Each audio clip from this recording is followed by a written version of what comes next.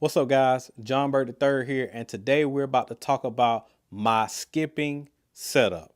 So we're going to talk about the rods. I have two rods that I use primarily. We're going to talk about the reel, and you're in for a treat there. And then we're going to talk about the bait. So starting off with the rod, the first rod I have that I use a lot is the 7'1" Andy Montgomery skipping rod. This is a Team Lose Signature Series. It is a 7'1" heavy power, fast action.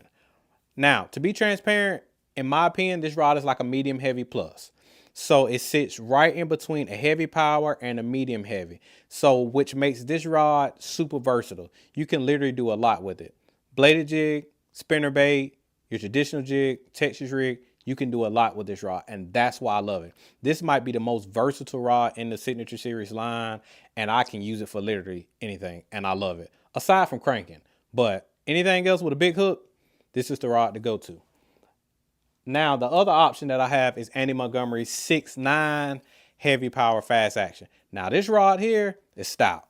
And when I use the 6'9" over the 7'1", simply like this. Whenever I'm fishing a team tournament and I'm fishing out of the back of the boat with my partner, I use the 6'9". Because when you're fishing out the back of the boat, you're a little bit confined to the area where you have to fish.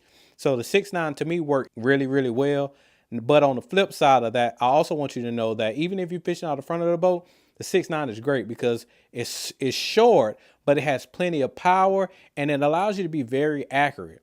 Now, one thing I want you to understand when it comes to finding the right rod for a technique, there are general rules when it comes to rods. It's a fine line between general knowledge and personal preference. And that's what you have to understand. And the more you dive into it, into your fishing journey and trying to find the right rod for the technique, you will then learn that, oh, I like this rod over this one for whatever reason. So the 6'9" allows you to be very, very accurate, but I prefer the 7'1" majority of the time because I slightly like a longer rod. Now, the reel. Say we got a little treat. The reel that I use is the Team Lose Pro SP. What does SP stand for? Skipping and pitching. So Andy Montgomery designed this reel in mind for skipping because if you follow him, you know that he loves to skip a jig. So when he designed this reel, one thing when it came to skipping, he designed his reel to have a shallow spool. What does the shallow spool do? It allows you, for one, it allows you to manage your backlash better than your traditional reel. When you have a backlash in a traditional reel and you blow that reel up, you're losing a whole lot of line. You got to cut way, way down into the spool to get the old line off and re-spool it. Well, with the Pro SP, with it only holding 40 yards of line, that is one thing, and you can save a lot of money with this reel. Now, this reel also comes in two gear ratios. You have a 7.5-1 and an 8.3, and I have the 8.3 because I only use it for skipping a jig. Now, I love the frame of this reel. This is the SLP frame, so I'm able to really, really palm this reel in my hands. And in a lot of Lose reels that I have, this frame is my favorite. Very, very compact. It's very, very sturdy, and it fits well in hand. That's what I really like about this. Now, one key feature about this reel, it has a skipping zone. You can't really see it because just from using it over the last 2 years, it's worn out. But in orange, you can see the numbers on the side plate of this reel. And I dialed this reel in and I put it on 7. I feel like that is the perfect setting for whenever you're skipping a 1/2 ounce jig, 3/8, 1/2 ounce, whichever your choice. But I use a 1/2 ounce majority of the time. But 7 is the perfect number to put this reel on to really, really dial it in for whenever you're skipping.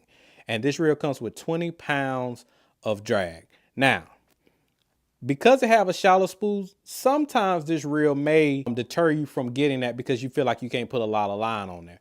If you put 20 pounds of fluorocarbon on this reel and you make a long cast, you will not spool this reel. I've tried it multiple times and you can't do it.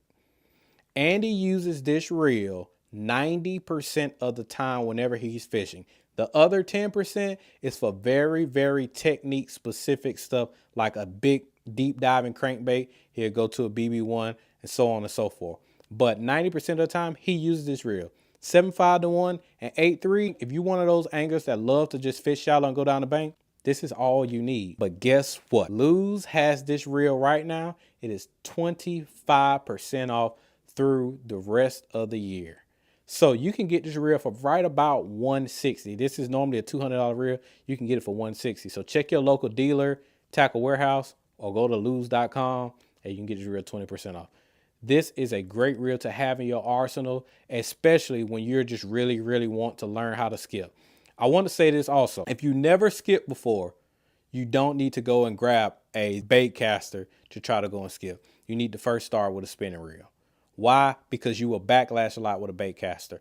Once you learn the mechanics of skipping with a spinning reel, you will then feel more confident. And then when you transition over to a bait caster, you go with the Pro SP. For one, like I said, with the shallow spool, you're only using 40 yards of line. You're going to save money on buying line when using this reel, but also this reel will really help you to really dial in and fine tune your skipping ability. But you first need to start with the spinning reel.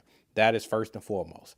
And like I said, when you transition over to a bait caster, this is the way to go. Small compact frame, shallow spool, 40 yards of line, 20-pound fluorocarbon. This is it. Now, the jig that I use the skipping jig. Andy Montgomery designed a skipping jig. What you see the flat head. That allows your bait to be able to skip. And as a trailer, I put on the Strike King Scound Bug. I bite it down. This is the 3.5-inch Scound Bug.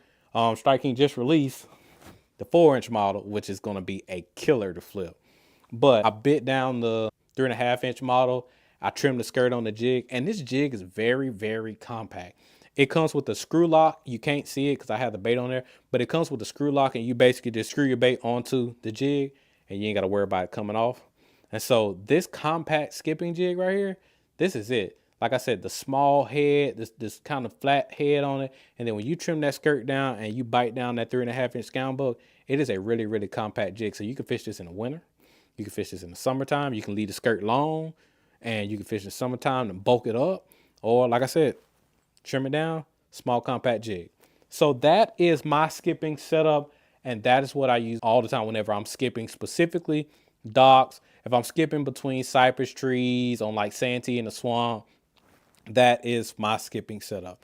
Like I said, a lot of times I normally go with the 7'1", or I will go with the 6'9", really depending on the situation. But the reel, the Pro SP, this is the way to go. Once you learn how to skip really well with a spinning reel and you transition over to a bait caster, this is money. So if you're already skipping with a bait caster, go ahead to your local tackle shop, lew's.com, Tackle Warehouse.